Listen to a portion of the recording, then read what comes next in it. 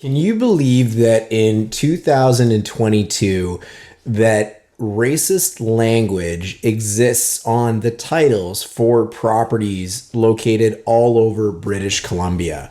This racist information, or rather title charges on the ownership papers for properties, has existed for decades and has been known about for decades and is still out there. Today's video is about this outrageous fact that in 2022, we still have language like this on the ownership papers of properties across British Columbia. While it is not on every property and the majority of them don't have it, many still do. We're going to chat all about this and more on today's video. So if you're with me, let's get into it. What's good, everybody? It's Darin Germyn from the Germyn Group, where we know that you've only got one chance to either buy or sell your next home. So we're here to help you get it right. Be sure to smash that subscribe button because you want to make sure you get access to every video that we put out, because we put out a lot of really good content. And by subscribing, you'll get it. And I'll make you a deal. If you don't like the content, unsubscribe. Deal? Deal. We're working really hard to get to 1,000 subscribers by the end of July. It's the middle of June. Help a guy out. All right? Okay, let's get into it. So this whole notion of racist charges on the titles of property in British Columbia just came back into light about a week or so ago when the news caught wind of a young lady who has a family in West Vancouver and some language that she stumbled across on the title of her property. While she knew it was there, she was aware of it when she bought the property. This lady is of Asian descent, which is a direct contravention of exactly what it says on the title of the property that she owns. Now, these racist charges haven't been enforceable since about 1978, but let's get into what the problem is and how they ended up there in the first place. While this derogatory and terrible language on the charges of people's titles are all across British Columbia, there was or is one area in particular that seems to have a much more concentrated amount of them, and that is the British properties in West Vancouver. If you've never heard of the British properties, it's really quite an interesting story.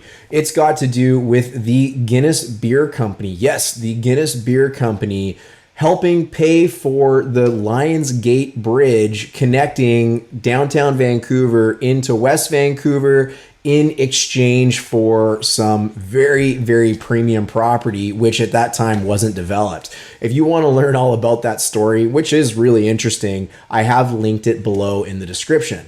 Now, this area is home to multi-million-dollar just stunners. They've got a lot of views of downtown Vancouver and just the strait, and it's really quite a beautiful area. It was marketed predominantly to white Caucasian settlers in the 1930s. And back in the good old days maybe weren't so good because they were quite restrictive in terms of who they would allow to live in this neighborhood. And they registered charges on the titles of these properties to prevent certain people from being able to live there unless they were a servant. A servant. How terrible is that? These charges on the titles of these properties would read something similar to this language. The guarantee shall not sell, assign, or transfer the said lands or any interest therein to any person or persons of the African or Asiatic race or of African or Asiatic descent. There also could be language on some of these still that said no Jewish people or no Chinese people. This is still out there and is still a problem.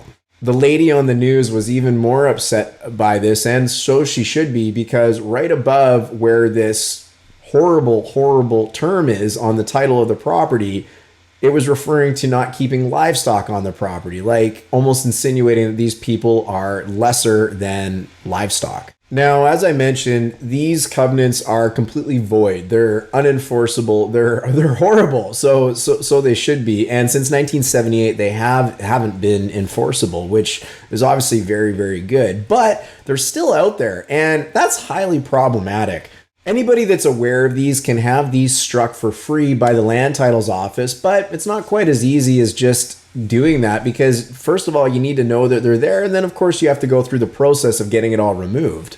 West Vancouver in this instance inquired about the cost of removing such charges from the titles of any properties located in it to see what it might cost. And the number was pretty big and they estimated it to be in and around $1 million. So West Vancouver has actually reached out to the province to ask them to take on this project to help eliminate this type of wording, these types of total horrible terms and clauses in these titles. Get rid of them. They've also tried to bring in British Pacific Properties, which is a company that is still around and still developing properties in the area, who was originally responsible for this type of offensive and terrible language on the title of these properties. And the good news is they've said they want to help. They do want to be part of the solution. So we'll have to wait and see how far that goes. So it's just a short one for today, but I figured I would share this story with everyone in the YouTube world out there because it's a little sad. You know, we don't want to discriminate against anybody